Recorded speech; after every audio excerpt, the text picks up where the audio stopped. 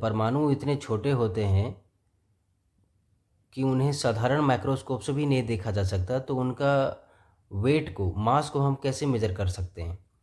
तो वास्तव में वैज्ञानिक किसी एक अकेले परमाणु को तराजू में रखकर नहीं तोलते।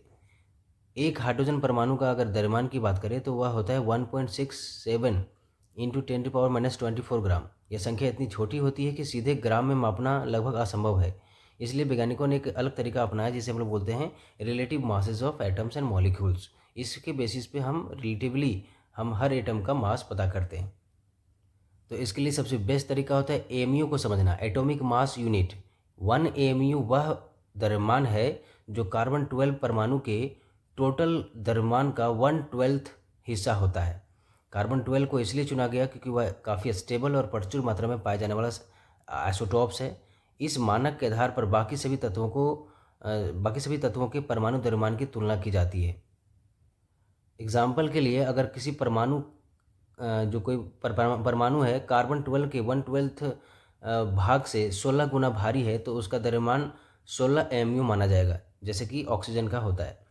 लेकिन यह तुलना व्यावहारिक रूप से कैसे की जाती है? इसके लिए वैज्ञानिक मास स्पेक्ट्रोफोटोमीटर नामक जो उपकरण है उसका इस्तेमाल करते हैं। इस उपकरण में परमाणुओं को पहले हम आयंस में तोड़ते हैं, अर्थात उन्हें हम चार्ज पार्टिकल में कन्वर्ट करते हैं, फिर उन्हें विद्युत और चुंबकीय क्षेत्रों से गुजारते हैं।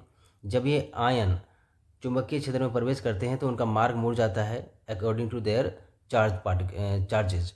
हल्के आयन ज़्यादा मुड़ते हैं, भारी आयन कम मुड़ते हैं। इस विचलन को मापकर उनके द्रव्यमान का सटीक निर्धारण किया जाता है।